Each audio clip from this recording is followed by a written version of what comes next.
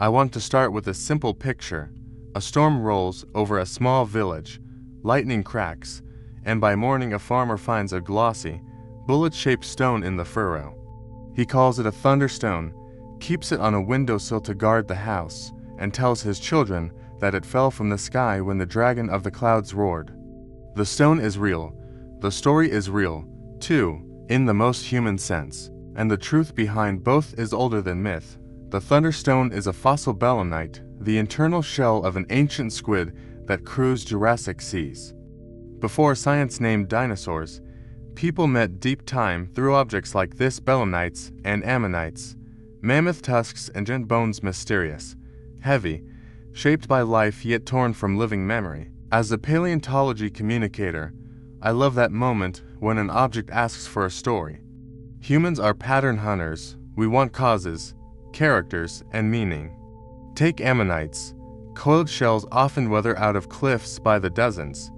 In parts of Britain, they were called snake stones. Medieval carvings show them with chiseled snake heads because a local legend said a saint turned a plague of serpents into stone. Elsewhere, layered rocks reveal bivalves nicknamed devil's toenails, and people tucked them into pockets for luck. On Mediterranean islands, villagers unearthed skulls with a single round opening in the center. Those were not monsters, but dwarf elephants, whose nasal cavity created the perfect canvas for cyclops tails. Along rivers in Eurasia, enormous limb bones and tusks eroded from loess and gravel, relics of mammoths and woolly rhinos. They fed stories of ancient giants and battles. If you had never seen an elephant, would you not imagine a one-eyed giant from a skull with a grand central hole? If you did not know that whales once swam where mountains now stand, would coiled shells in a quarry not beg for serpents and sea dragons? Fossils were durable seeds. Culture supplied the water and light. I remember walking a Badlands ridge with a fossil hunter who grew up hearing that thunder rolled because dragons chased each other through clouds. He showed me a belemnite rostrum, cold and perfectly tapered, and said his grandmother put one under the bed to protect newborns. He no longer believed stones fell from the sky, but he did believe the object had a past, and that the past had power. That is our starting point tonight. How bones and shells became dragons. How landscapes teased imaginations into shaping creatures big enough to carry fear, fortune, rain, and justice. The journey will take us from Greek islands to Silk Road deserts, from European abbeys to Chinese apothecaries, and it will show that people everywhere did something profoundly scientific even as they told stories. They observed, compared, and tried to explain. Before museums and journals, a cliffside quarry was a library. The index was weather, and the marginal notes were myths. Hold onto that idea, because the way we tell stories about the natural world often precedes the way we measure it. When a community says a snake stone cures snakebite, you can hear a reasoning pattern at work. Similarity suggests power. When a storm leaves a thunderstone in a field, you can hear cause and effect: noise above, find below. Link the two. It is not superstition so much as hypothesis without instruments. Across Asia and Europe, dragon-shaped stories grew where rock offered clues too large to ignore: giant teeth, armored plates, fossil eggs, and the strange ink-black bullets of belemnites. If we listen carefully, we can follow those clues back to the animals themselves and forward to the first people who began to ask whether stone might once have been bone. Let's step into that space between wonder and evidence, the place where dragons are born and science begins. Across Europe, polished stone axes turned up after rains and were called thunderbolts. They were Neolithic tools, long buried and freed by the storm's wash. A cause suggested itself. Thunder shook them loose, so thunder made them. Even words carried storms. In Greek, draken first meant a great serpent with a watchful glare. Add wings or legs, set it in a cave where bones lay, and you have a dragon for a neighbor. Travelers added living models. Crocodiles from the Nile were hung in chapels as proof that dragons were real, their toothy grins drying into relics. On sea cliffs, whale bones arched like giant ribs, and fossil-filled ballast stones spilled in harbors, tying sailors' yarns to the rocks beneath their feet. Everywhere people translated geology into biography. When a child asked what these shapes meant, the answer arrived as a creature big enough to make weather, divert rivers, and guard treasure. That is not bad science. It is early science, scaled to community's needs. It reminds us that our first textbooks were landscapes, and our first teachers were elders walking after storms, pointing at shapes in stone and stitching them to memory. Stories kept clues safe. A good path into the heart of these stories runs along the old Silk Road, where traders stitched desserts to seas and ideas to objects. Imagine a caravan edging through the Gobi. A herder kneels by a low hill and brushes sand from a bleached skull rimmed by a beak, with a bony frill like a shield. He knows this place for its gold, but he also knows that bones gather where wind gnaws the ground. Far to the west, merchants retell a rumor.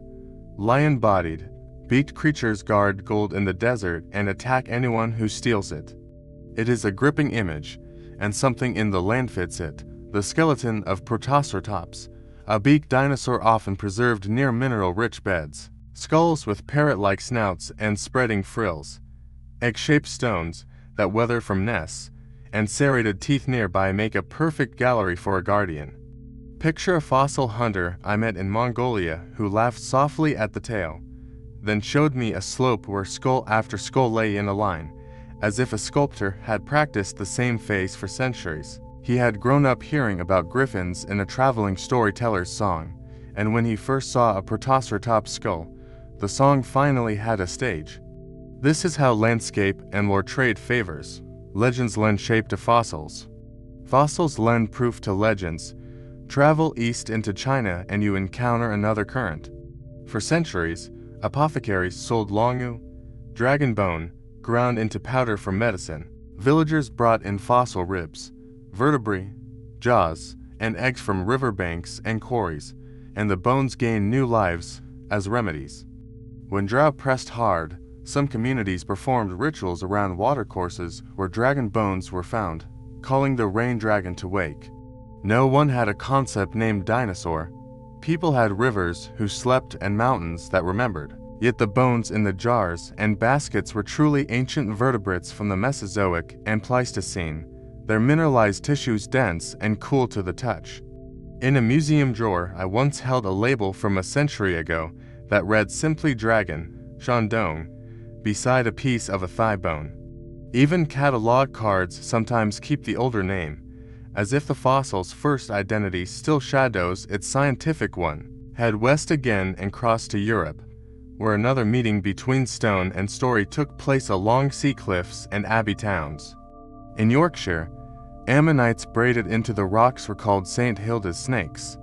The story said she cleared the land of serpents by turning them to stone, and craftsmen sometimes carved tiny heads on the coils to make the likeness complete. Nearby, coiled shells were also sold as charms against poisoning, a clever, if accidental, nod to the shell's chambered chemistry and resilience. Elsewhere along the coast, oyster-like fossils called Griffia earned the name devil's toenails, and people slipped them into pockets to ease joint pain, perhaps because their clawed curves matched an aching hand. In mountain villages, spiral fossils found high above the sea helped anchor stories of a global flood, while shark teeth dug from hillsides were named tongues of stone and strung on cords to guard sailors. Walk into a medieval church and you might see a mounted crocodile or a fish skull suspended from a beam, trophies from distant waters recast as local dragons. Just outside, a mason might have set a fossil shell into the wall, a sly nod to the old tales, a bridge between faith and geology. I like to imagine that mason listening to rain hiss off the roof while he tapped a chisel into limestone, each blow setting tiny fossils glittering in the dust at his feet. To him, the stone held patterns, and the patterns required a tale, and the tale, in turn, focused attention on the stone. This is the loop that carries knowledge forward without a textbook. See, name, share, repeat. Were there errors? Of course. But the method observe, compare, tell was robust enough that traders, monks, healers, and farmers across continents independently arrived at similar creatures to explain similar clues. A beak skull and nest-like eggs yield a guardian with wings. A field scattered with bullet-like fossils yields a storm serpent that throws darts. A cliff banded with coils yields a saint who petrifies snakes. Different languages, shared logic. By the late medieval period, some naturalists were already uneasy with purely magical answers, noting that stone shapes matched living shells and teeth too closely to be accidents. They argued, timidly at first, that Earth recorded a history longer than any chronicle, that seas had moved and beasts had changed. Their ideas did not erase dragons. They reframed them as metaphors for power and unknowns, while the bones kept their stubborn weight, inviting sharper questions for the next stage. In an apothecary, a mortar rasped as dragon bone met honey. The jar clicked like china. On caravan roads, storytellers stitched bone to rumor, so tales traveled, yet the skeleton that sparked them still gleamed in the sand. When you watch the myths meet the rocks long enough, you begin to see a new habit emerge: testing. By the Renaissance, a few sharp observers sketched shells in mountain stone and argued that they were once alive. In the 17th century, Steno set rules for reading layers and showed that tongues of stone matched shark teeth. That shift matters. If a shark tooth can turn to stone, so can a limb bone. Once you grant that, the past stops being a rumor and becomes a record. Naturalists began to catalog belemnites and ammonites not as sky darts and snakes, but as the remains of squid and coiled mollusks. Collectors filled cabinets with curiosities that were suddenly evidence. By the late 18th and early 19th centuries, quarrymen and beachcombers rescued complete skeletons from cliffs, a long-necked marine reptile here, a fish lizard there, later stout limbs and teeth of land animals. In the seaside town, a child named Mary grew into a fossil hunter whose careful eyes and hard labor brought entire worlds to the surface. Clerics preached about marvels, yet some also gathered bones and asked what kind of world could bury a whale in a hill. Science did not arrive as a duel with faith. It arrived as a better way to parse the same clues. Across the world, similar turns took place. In Chinese pharmacies, scholars sorted dragon bones by shape, teeth, limb shafts, vertebrae, and wondered what animals had made them. Explorers in Central Asia found nests of fossil eggs and skeletons of beaked dinosaurs, strengthening the link between desert bones and guardian tales. As the 19th century gave way to the 20th, paleontology learned to excavate methodically, map layers by fossils, and place animals in time like notes on a staff. Even thunderstones lost their skyward origin. Belemnites were filed neatly beside squid, and polished stone axes were recognized as human tools tossed up by rain. Dragons did not vanish, they changed jobs. They moved from explanations to emblems, from cause to metaphor, from weather makers to mascots for the wonder that never really left. In museums today, a child presses her face to glass and points at an ammonite with a tiny carved head. In the next hall, she sees a saint with a serpent at her feet. Beyond that, a wall of dinosaur bones. The story does not tell her which to love. It gives her a ladder so she can climb from one to the other without letting go. As a communicator, I carry that ladder. I use myth to hook attention, landscape to ground the scene, evidence to test claims. When we ask where dragons came from, we are really asking how communities worked with imperfect data. They did what scientists still do: gather clues, propose models, revise when better evidence appears. The desert skull that became a griffin was an early model. The belemnite on a windowsill was an early data point. The monk's crocodile was a field specimen mislabeled and adored, and the correction was not ridicule. It was the realization that a real creature could be more astonishing than a legendary one because it left a trail we could follow. Consider that trail as a set of footprints. First, you step into awe because a thunderstone in your palm is cool and smooth and seems to hum. Then you step into comparison because a similar piece in a cabinet matches a squid's inner shell. Next, you step into time because rock tells you older lies below younger. And finally, you step into creativity because you have to imagine the animal and the vanished sea. That is the arc from dragons to dinosaurs, from charm to chapter, from cottage sill to lab. It is not a story of error defeated by truth. It is a story of curiosity learning to test itself, which brings us to you. When a storm clears, take a safe walk and look where water cut a fresh path. You might find a shell cast or a belemnite, a leaf imprint, a tooth. Visit a local museum and ask where their fossils were found.